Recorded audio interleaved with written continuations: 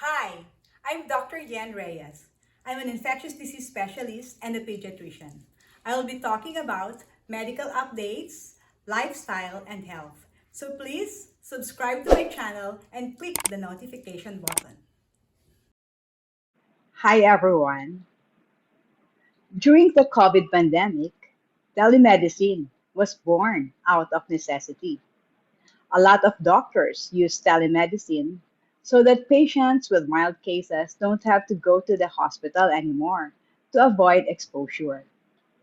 With the advent of level 1 situation in the Philippines, will doctors and patients prefer telemedicine, face to face, or in person? The answers are varied. It is still a case to case basis. As schools transition to hybrid learning, will doctors also transition to hybrid consultation with a combination of telemedicine and in-person?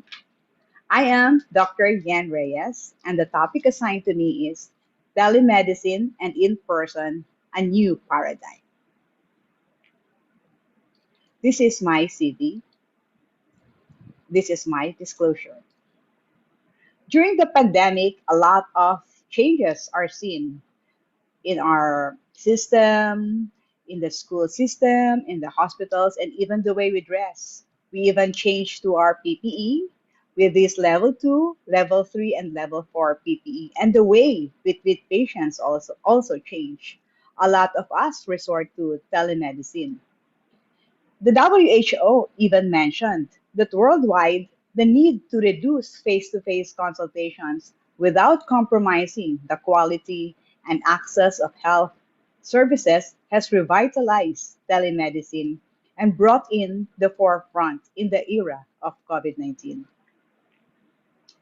The growth of telemedicine was tremendous. As you can see here, this is a graph of 2020. So before the pandemic, February, only few persons resort to telemedicine. However, with the advent of the pandemic, there is a tremendous leap in the number of cases using telehealth or telemedicine. WHO Global Strategy on Digital Health, adopted in 2020, presents a roadmap to link the latest developments in innovation and digital health and to put these tools in order to improve health concerns. As you can see here in the picture on the left, digital health investments should be coordinated to support community care. And they also said that young people are already experts in their health needs, the technologies they use, and how they use information.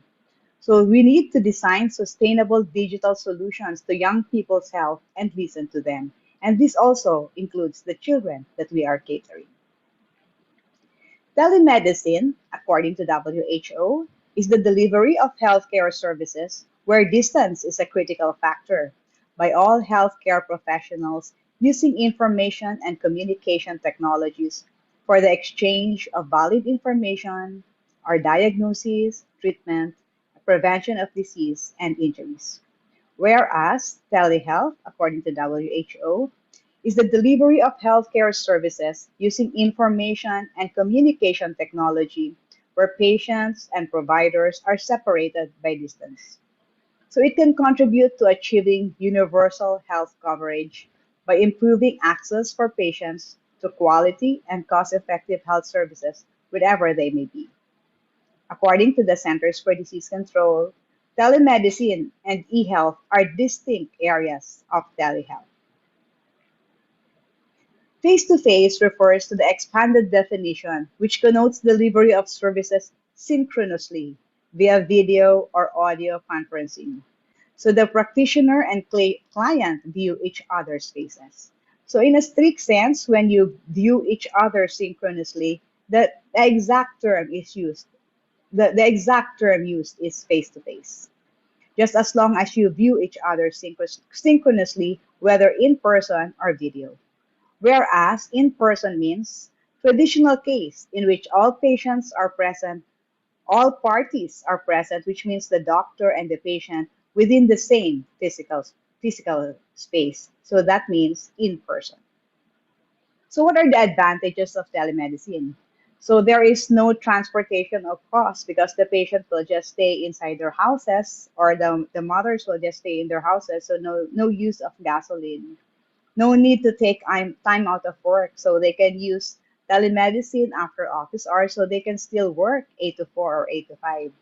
So it can also eliminate child or elder care issues because sometimes the mother has three children, and for example the eldest is sick, and then the newborn will be left behind.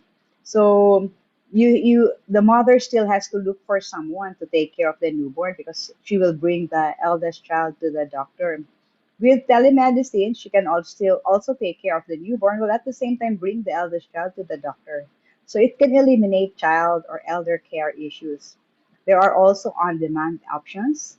There are access to specialists because specialists, even at a far distance, can be accessed through telemedicine. And there's a less chance of catching new illness. Actually, this is the main reason while telemedicine was born out of necessity during the pandemic, so that there will be less chance of contacting or catching new illness, especially COVID, and less time in the waiting room and better health. So the primary reason, as mentioned to you, to why a lot of doctors resort to telemedicine is for infection prevention and control measures. So they have to pre-screen and educate the patients before arrival at the clinic, and it is best done through telemedicine. During the start of the pandemic also, it's also my first time to really do telemedicine. So since at the start I didn't know other means, I resorted to Facebook and messenger system to overcome the problem of communication. So at first I'm the one who make my own declaration, and I just use the declaration with the mandatory reporting, and I am the one making my own declaration. However, as months go by, there are already guidelines on the implementation of telemedicine in the delivery of individual-based health service. And this is the DOH, or the Department of Health Memorandum 0025, which was released last May 20, 2021, wherein there are already guidelines on telemedicine.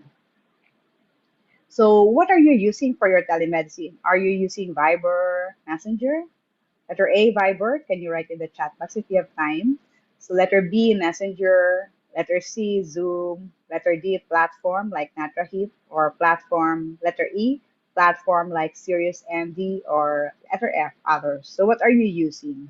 Because it is also very important that we have to comply also to the requirements of our DOH on what are the platforms or what are the components of a good telemedicine.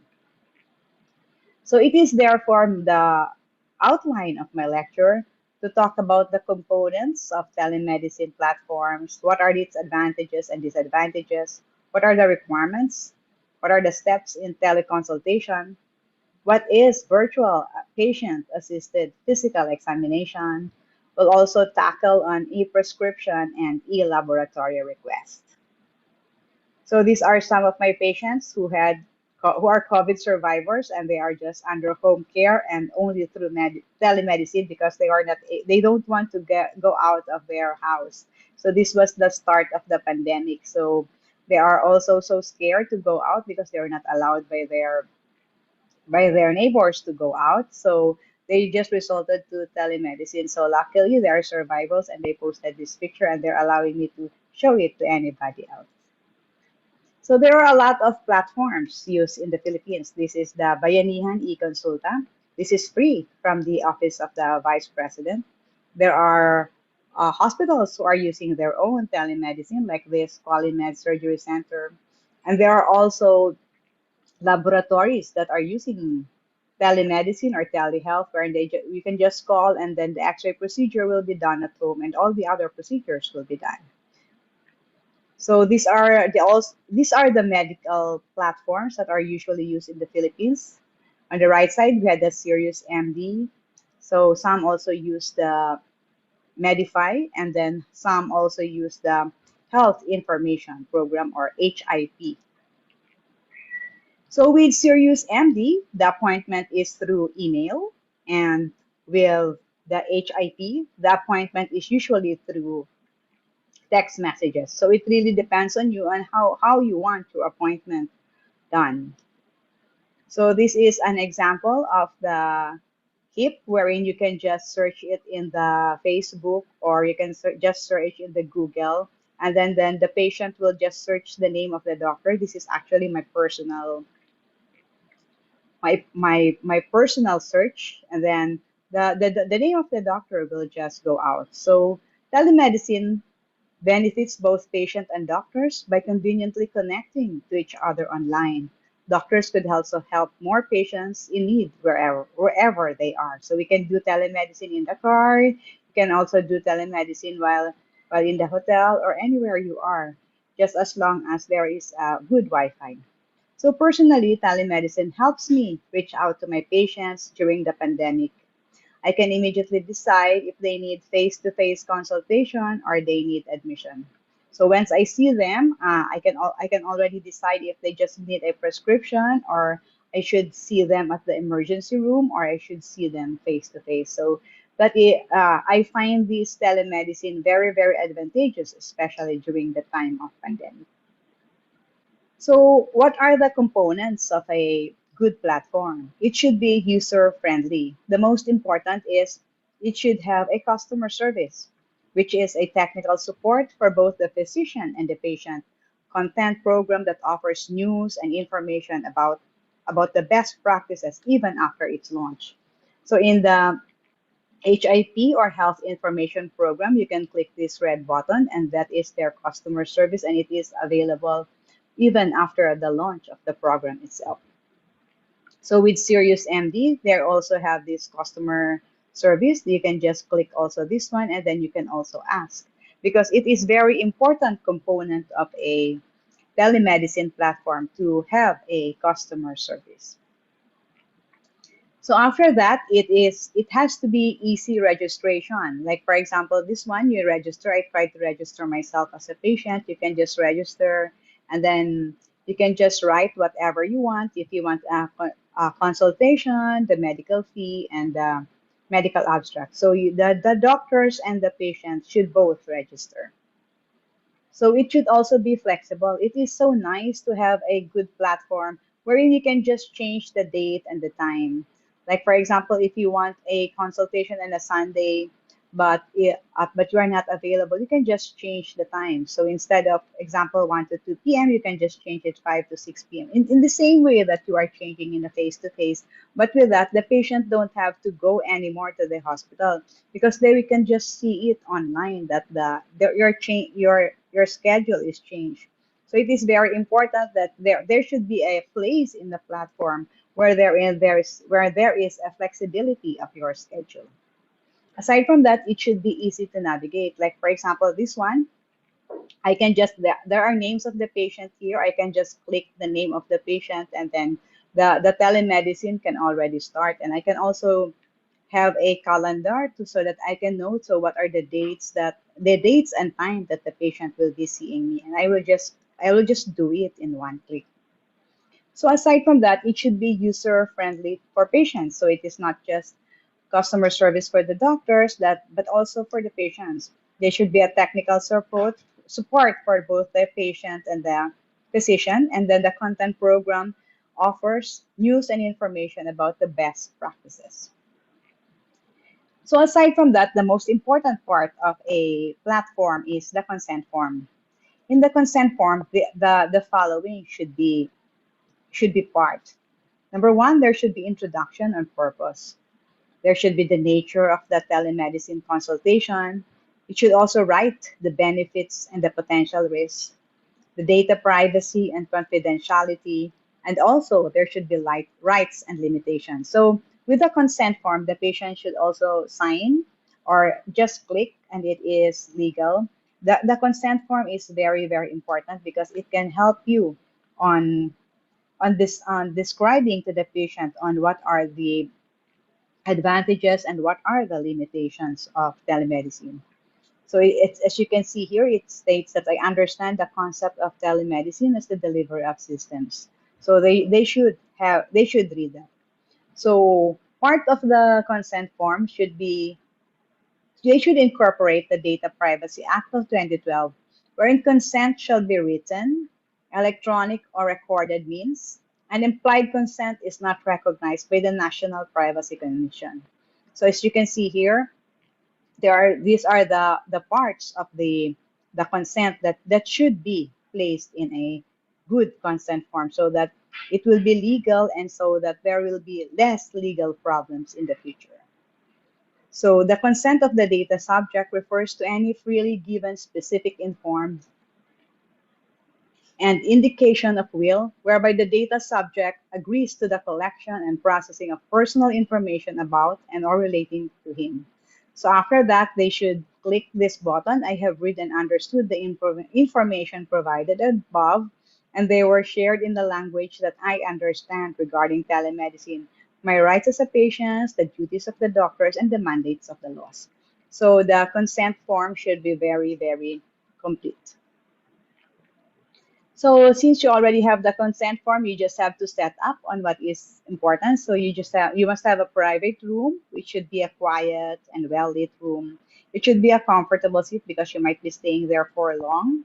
There should be a secure table platform. The camera should be at eye level so that the patient can also feel that you are looking at them at eye level. And it is better to have a white light, not incandescent, and it is also best to have a single background, which could be light blue or any background, just as long as it is a solid background. And as much as possible, you have to eliminate echo so that it won't be irritating to the patients also. So before the teleconsultation, you have to check the setup for technical and room requirements. You select the patients for sure, which is suitability depends on several factors. So you also have to check because sometimes adult patients might come and you have to tell them that I'm only taking pediatric patients, but it really depends on you because that's my personal opinion. I don't check up adult patients. So whenever there are adult patients, I have to tell them that you have to transfer to another doctor. You have to prepare the previous records because documentation is important. So as you go on with telemedicine, there are already SOAP forms wherein the medical history and the medical records of the patients are already part, and you have to check the connection. So it is very important that your Wi-Fi can sustain the whole time of telemedicine. You should. It's also important that you have to give introductions in the same way that we are in the clinic. We have to know the I am Doctor So and so, and what is your problem. So it is best to give you introductions, include the companions and the family members present, and you secure the consent. So you have to let them sign the consent or click the consent because it is very important that the consent should be properly stated to them. And then after doing that, you can already start with telemedicine. So you can do general survey first. So you can let the patient get the weight. Plus, if the patient can get the blood pressure, pulse ox, and heart rate, because a lot of patients already have this their pulse ox and the heart rate, and then the oxygenation is already there, especially during the COVID pandemic. They already have their pulse ox. So you can let the patient place the thermometer while they are getting the pulse rate, like in this patient. And then the doctor can count the respiratory rate at the same time because we can see the respiratory rate of the patient while they are doing their pulse rate. And then the patient can be assessed if conscious, coherent, ambulatory, and not in cardiorespiratory distress. So you can do the examination of the skin. You check for the bruises, rashes, lacerations, and look for psoriasis plaques, and look on elbows, knees, and others. Then after that, you can go to the head, ears, eyes, nose, and throat. The head, you can check for the head shape if it is normocephalic or there's a presence of hydrocephalus. You check for the lice and the nits, which is very, very common among Filipinos. For the eyes, you let the patient pull the lower lid down to check if there is pink palpebral conjunctiva. You have to check for the color of the sclera, the pupil symmetry, if it is constricted or dilated. So those are the things that you can see on screen. And then the ears, you can let the patient place the ear near the camera, check for the presence of discharge, and you can let them do their own tracheal tenderness. Then the nose, you can Let the patient smell coffee to check for anosmia. So this is very common, especially during the COVID pandemics. In adolescents, you have to you let them smell coffee, and most of the time, if they can smell that, there's a high indication that it could be COVID. So you can let the patient place the nose near the camera, like the one here, and check if the septum is midline. Because at times in pediatric patients, the septum is not midline because there's a presence of foreign body inserted by the child. For the throat, you can let the patient show their throat in front of the camera. So they are so good in showing their throat. This is my patient, and I can even see the uvula, and I can see the tonsils. And you check for tonsillopharyngeal congestion and exudates. For the neck, you can also let the patient look to the right and look to the left shoulder and check for limitation, pain, and distension of neck veins. You let the patient swallow in front of the camera and side view to check for goiter. Let the patient palpate for the presence of lymph nodes. And at times, you can also see the lymph nodes itself. For the lungs, it is best to remove the t-shirt if the patient is still a child, and or you can ask the patient to inhale and exhale through an open mouth and listen for cough and whistles because you can hear that through telemedicine. Check for subcostal, intercostal, and suprasternal retractions and let the patient inhale and exhale deeply and hold breath while you count 1 to 10 because that is the time that you will check if the patient has difficulty of breathing. For the heart, it will be plus if the patient has an Apple Watch, which has heart rate or electrocardiogram like this one, or similar smartphone technology like AliveCore or Cardia, which is already common among Filipinos. You can let them check the pulse if there are skips, pauses, or irregularities, and check if the precordium is dynamic or hyperdynamic. And you can also check the space of the thorax, the shape of the thorax. The abdomen, you can check for the abdominal shape, the presence of scars, or there is visible organomegaly. Check if it is soft, non-tender, or normal in size. And let the companion palpate for the all quadrants to check for pain or the presence of masses. For the extremities, you can look for gross deformities, ask if the hands and feet are colder than the usual, cold sensitivity and color changes, and use the thumb to check for pitting edema.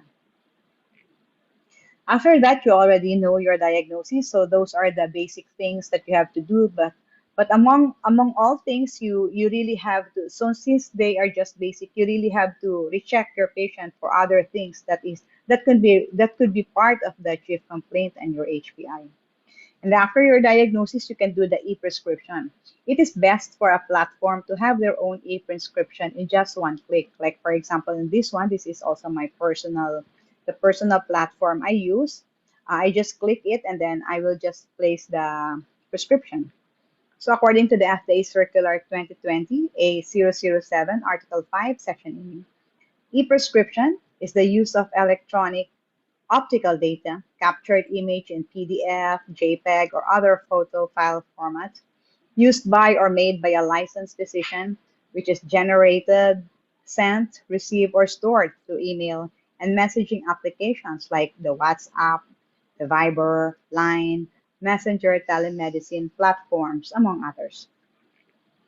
The electronic prescription is equivalent to a written prescription. So you have to keep a copy of the e-prescription in the patient's medical record. Regularly, the regular platform have their own e-prescription, so the patients can print the e-prescription or the patient can screenshot and show it to the pharmacy, and it is already allowed. After that, the prescription, they just have to view and you can even repeat the prescription. Like for example, in patients with primary complex, wherein you have to repeat the prescription, you just have to keep on changing the amount if there is an increase of weight of the patient. So the e-prescription should be reproducible. It can be viewed anytime, and as much as possible, it should be screenshot so that the patient can just show their cell phone in the to the Mercury lab to the Mercury drug or any other drugstore because it is already allowed. So after that, You can also have they can also have additional requests, like if they will request for medical certificate, medical clearance, or medical abstract. You can also click that, and it is reproducible in most platforms. So with this platform that I'm using, they are we can I can already check if there are medications given, if there what is the medical history of the patient. If the patient has allergy, I can already also write if the patient has smoking history, and what is the family history of the patient. I can view that in just one view. So after that, you can also request for the laboratory request like this one, and this laboratory request can also be reproducible. They will just click here that there is a laboratory request. After clicking, they will have that lab request, and that is also printable, and they can also print that laboratory request or do a screenshot. So in most of my patients, especially during the COVID pandemic, I'm also sending them this monitoring form. Like for example, they have to check in the morning and in the afternoon the presence of fever, the cough, the sore throat. And I usually give that to the inbox, which is also part of the platform that I am using. So the conclusion of teleconsultation, we have to summarize that teleconsultation. Ask if the patient has questions because it's also always important that they should understand what you are talking about. You have to explain the management properly in the same way that you are doing in person. You have to arrange the follow-up, emphasize to the patient to go to the ER in case of emergency, instruct the patient on how to access the prescriptions. Because in the platform industry, they just have to click the prescription and they can access it already. And teach them how to access the lab request and how to download their lab results. After that, you have to document the telemedicine and the right SOAP, which is usually in the platform. So this is the example of the platform I'm using, the SOAP, the subjective and the objective findings. So I can write the chief complaint and the history of present illness. And then also the objective findings I can also write so that I can review that if ever the patient will do follow up.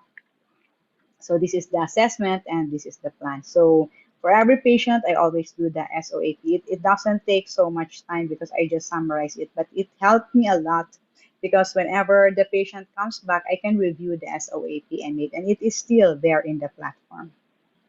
So aside from that, during the pandemic, I also make it a point to have detailed instructions to the patient. So during the pandemic, I move on and I made my own YouTube. Like, for example, since there are a lot of patients who are asking about COVID vaccine for 5 to 11 years old, I made this YouTube on COVID vaccine for 5 to 11 years old. So it's around 15 to 20 minutes because instead of me telling them for 15 to 20 minutes every time, I'll just tell them, so this is the YouTube I'm using, so you can just check this. And even this one, may COVID pero nasa bahay lang. This has helped me a lot because I just gave them the instruction which is around 20 to 30 minutes instead of me keep on telling them for those 20 to 30 minutes. So the patients are also very happy and they said that they appreciate it because they can move back and question me again.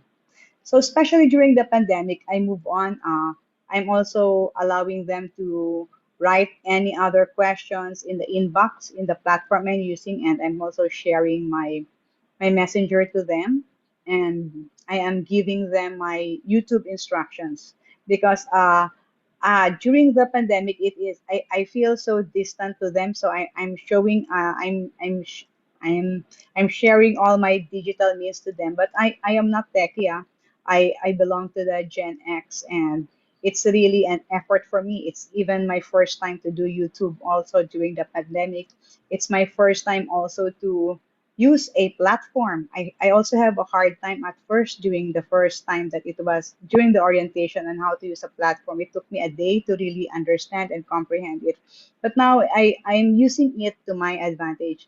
I have embraced technology in in the way that it is helpful to me, and my patients are also appreciating it. So the maturity of cloud system and mobile technologies has created a new possibilities for immunization information systems. So it has helped them a lot about immunization because there is So immunization is already the in thing now because of the COVID problem, and COVID immunization is very important, and they are able to access a lot about immunization. And then the public is now engaged and informed about the health and will become part of the process as a contributor and auditor of their own health and data record. So interactions go beyond the interaction with the primary care setting in hybrid consultations. So hybrid consultation may be the in thing, wherein there is telemedicine and in person, and it may be the new paradigm in healthcare. So I really hope that you learned something from my lecture. So in summary, I talked about telemedicine. I talked about its definition, the platforms, my personal journey. What are the components of a good platform in telemedicine? The components of a consent form, which is very, very important to avoid legal problems.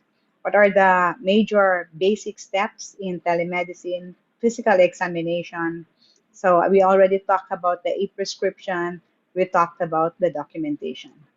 So thank you so much for listening.